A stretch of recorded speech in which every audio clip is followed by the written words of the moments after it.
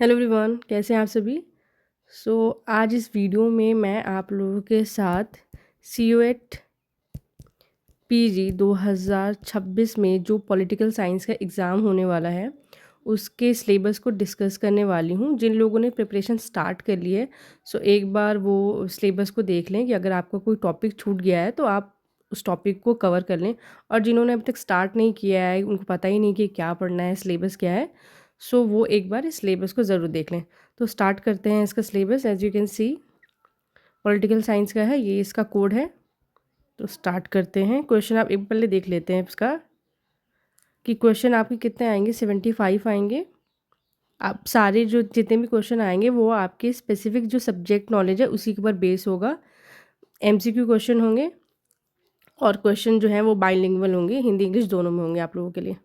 जो आपका first unit है वेस्टर्न पॉलिटिकल फिलोसफी, उसमें आपका फर्स्ट है Plato, Aristotle, Machiavelli, Hobbes, Locke, Rousseau. ये जो तीन आपके जो थिंकर हैं, ये थिंकर हैं आपके सोशल कॉन्ट्रैक्ट से जुड़े हुए। आपको इन तीनों के सोशल कॉन्ट्रैक्ट में क्या सिमिलैरिटी है, क्या डिफरेंसेस है, वो आपको बहुत अच्छे से पता होना चाहिए। नेक्स्ट है JS मिल का आपको हार्म प्रिंसिपल जो है वो आपको पता होना चाहिए। कार्ल मार्क्स की आपको बुक्स अच्छे से याद करना है क्योंकि नॉर्मली कार्ल मार्क्स की बुक्स को बहुत ज़्यादा पूछा जाता है। नेक्स्ट है जॉन रॉल्स। जैसे कि जॉन रॉल्स भी हमें पता है कि जो आज कंटेम्प्रेरी टाइम में जो जॉन रॉल्स है उन्होंने भी सोशल कॉन्ट्रैक्ट का यूज़ किया था और इसमें इन्होंने वेल ऑफ इग्नोरेंस के आइडिया क्यों दिया था, तो ये आपको अच्छे से पता होना चाहिए क्योंकि वेल ऑफ इग्नोरेंस से बहुत सारे क्वेश्चन बनते हैं। इसको ध्यान में रखिएगा। नेक्स्ट आगे चलते हैं। तो नेक्स्ट है यूनिट है आपका इंडियन पॉलिटिकल थॉट, जिसमें आपको पढ़ना है राम मोहन रॉय, गांधी, अंबेडकर, सावरकर और कौटिल्य। गांधी की बुक्स आपको अच्छे से पता होनी चाहिए, अंबेडकर की बुक्स, क्योंकि इनकी बुक्स को बहुत पूछा जाता है, तो आपको इसको अच्छे से पढ़ना है। नेक्स्ट है आपका पॉलिटिकल थ्योरी, जिसमें आपको पढ़ना है कॉन्सेप्ट ऑफ लिबर्टी, जिसमें कि आपको पॉजिटिव लिबर्टी, नेगेटिव लिबर्टी, इनको अच्छे से पता होना चाहिए। Equality, justice, sovereignty, citizenship and gender, democracy, human rights and state. Next contemporary issues और फेमिनिज्म आइडियोलॉजी, ये आपको मेनली इसमें पढ़ना है। नेक्स्ट यूनिट है आप लोगों का इंटरनेशनल रिलेशंस का, जिसमें कि आपको रियलिज्म, लिबरलिज्म, इसमें आपको जो रियलिज्म है, क्लासिकल रियलिज्म क्या है, नियो रियलिज्म क्या है, ऑफेंसिव और डिफेंसिव रियलिज्म में क्या डिफरेंस है, कौन से थिंकर इसके अंदर आते हैं। सेम एज लिबरलिज्म का भी आपको जो क्लासिकल लिबरलिज्म है, नियो लिबरलिज्म है, वो क्या है, कौन से थिंकर इसमें आते हैं और इनका जो ऑब्जेक्टिव और इनकी क्या आइडियोलॉजी में क्या डिफरेंस है, वो आपको अच्छे से पता होना चाहिए। कोल्ड वॉर पॉलिटिक्स, इसमें आपको कोल्ड वॉर के टाइम 1945 से जो स्टार्ट होके 1991 तक जो चला, इसके बीच आपको जितने भी इवेंट्स हुए हैं, जितने भी ट्रीटीज़ हुई हैं, वो आपको अच्छे से पता होना चाहिए और कौन से ब्लॉक कब ज़्यादा पावरफुल हुआ, किस तरह से इनमें पावर शेयरिंग हुई, ये सब आपको इसकी क्रोनोलॉजी बहुत अच्छे से पता होनी चाहिए इनके इवेंट्स की। नेक्स्ट है आपका नैम, जो टॉपिक है वो आपका नैम, सार्क, UNO, आसियान और EU। ये जितने भी इंटरनेशनल ऑर्गेनाइजेशन या फिर जो रीजनल इंटर गवर्नमेंटल ऑर्गेनाइजेशन है, इसको आपको पढ़ना है। नैम में आपको ध्यान रखना है कि 1945 में जो बांडुंग कॉन्फ्रेंस हुआ, वहाँ से नैम की स्टार्टिंग हुई। वो कौन सी 5 कंट्रीज़ हैं जो कि फाउंडिंग मेंबर मानी जाती हैं और आज के टाइम में जो नैम है वो वाकई कितना रेलेवेंट है और नहीं है, ये आपको पता होना चाहिए। सार्क जो है, ये इसका टाइम पीरियड और जो सार्क है वो क्यों आज के टाइम में फ़ेल हो गया या इतने अच्छे से वर्क नहीं कर पाता, उसका आपको रीज़न बताना है। और यूनाइटेड नेशन के ऑर्गेनाइजेशन, उसकी एजेंसीज़ और किस तरह के जो UN है उसमें जो रिफॉर्म्स की बात की जाती है, स्पेशली सिक्योरिटी काउंसिल को लेके, वो आपको पता होना चाहिए। और आसियान से लेके आपको लुक ईस्ट और जो एक्ट ईस्ट है, इन पॉलिसीज़ के बारे में अच्छे से पता होना चाहिए। और यूरोपियन यूनियन का पूरा टाइम लाइन और टाइम पीरियड है वो आपको पढ़ना है इसमें। नेक्स्ट है India's foreign policy particularly with China.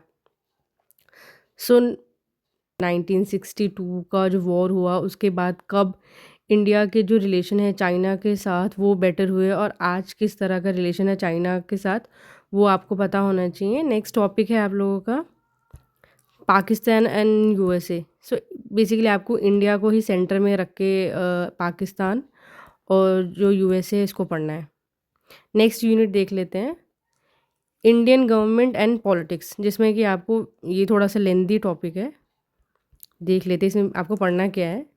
Preamble, making of the constituent assembly, constitutional provisions, parliament, cabinet, prime minister, president, fundamental rights, fundamental duties, directive principle of state policy, amendments, governor, state government, federalism, political parties जो कि national है और regional है, दोनों आपको पता होना चाहिए। और कब कौन सी पॉलिटिकल पार्टी कब नेशनल पार्टी बनती है, कब स्टेट पार्टी बनती है, तो ये भी आपको अच्छे से पता होना चाहिए। इलेक्शन, इंडिया में इलेक्शन कैसे कंडक्ट किए जाते हैं, कौन से टाइप के इलेक्शन होते हैं, और इलेक्शन कमीशन भी आपको इसमें पढ़ना है। लोकल गवर्नमेंट, जिसमें आपका आ जाएगा पंचायत, और जो अर्बन ऑर्गेनाइजेशन होते हैं उसको आपको अच्छे से पढ़ना है। नेक्स्ट है जुडिशियरी और फिर है गवर्नेंस। ठीक है, ये आपके कुछ टॉपिक हैं जो कि हैं आपके इंडियन गवर्नमेंट एंड पॉलिटिक्स से। ये थोड़ा सा लेंदी टॉपिक है। तो जो आपका नेक्स्ट यूनिट है कंपैरेटिव गवर्नमेंट एंड पॉलिटिक्स, इसमें आपको पॉलिटिकल कल्चर क्या होना चाहिए, क्या होता है, ये आपको पता होना चाहिए। और जो सिविक कल्चर का जो आइडिया दिया गया था आमंड एंड वर्बा के द्वारा, सो आपको पता होना चाहिए, जिसमें उन्होंने 3 तरह के कल्चर की बात की थी, जिसमें आता है पैरोकियल, सब्जेक्टिव और पार्टिसिपेंट। ठीक है, इन तीनों में आपको डिफरेंस पता होना चाहिए। और ये कौन सी कंट्री में कौन से तरह का कल्चर है सिविक कल्चर, वो भी आपको पता होना चाहिए। सो पॉलिटिकल पार्टीज़ में आपको डिफरेंसेस पता होना चाहिए, 1 पार्टी सिस्टम, 2 पार्टी और मल्टी पार्टी सिस्टम। सो ये आपको पता होना चाहिए। नेक्स्ट है इलेक्टोरल सिस्टम, जिसमें कि एफपीटीपी या प्रोपोर्शनल रिप्रेजेंटेशन है, ये पता होना चाहिए। और कौन सी कंट्री में किस तरह का इलेक्टोरल सिस्टम को फॉलो किया जाता है वो भी आपको पता होना चाहिए।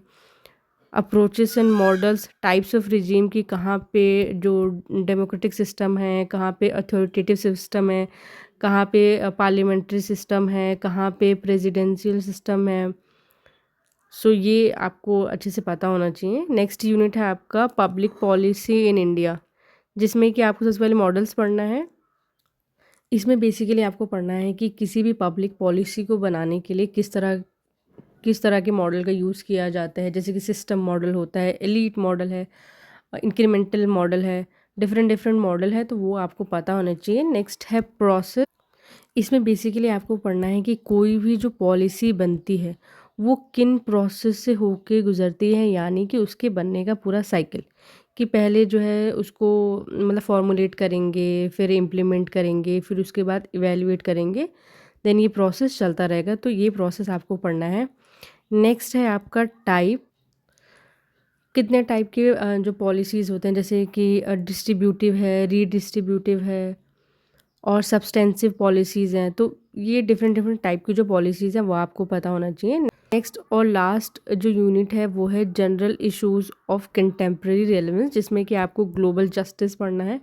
इसी में आपको अमर्त्य सेन का जो आइडिया ऑफ जस्टिस, और जो जॉन रॉल्स की बुक है द लॉज ऑफ पीपल, उसको आपको अच्छे से पढ़ना है। नेक्स्ट है आपका नेशनलिज्म, जिसमें कि आपको सिविक नेशनलिज्म और जो एथनिक नेशनलिज्म है इसमें आपको डिफरेंस पता होना चाहिए। और जो इमेजिन कम्युनिटी का आइडिया दिया था बेनेडिक्ट एंडरसन ने, उसके बारे में आपको अच्छे से पता होना चाहिए। और किसने इस जो आइडिया है इसको क्रिटिसाइज़ किया था वो भी आपको पता होना चाहिए। नेक्स्ट है आपका क्लाइमेट चेंज, जिसमें कि आपको जितने भी क्लाइमेट चेंज या एनवायरनमेंट से रिलेटेड जितने भी एग्रीमेंट हुए, ट्रीटी हुई है, वो सब आपको पता होना चाहिए। सो बस इतने टॉपिक हैं आपके। तो ये है आपका पूरा syllabus CUET PG political science के लिए। तो जिसने भी सिलेबस के अकॉर्डिंग अपना प्रिपरेशन को स्टार्ट नहीं किया है वो स्टार्ट कर दें, और जिन लोगों ने स्टार्ट कर दिया है तो इस सिलेबस को एक बार देख लें। अगर कोई टॉपिक आपका छूट गया है सो अपनी प्रिपरेशन में उसको इंक्लूड कर लें। Okay, thank you.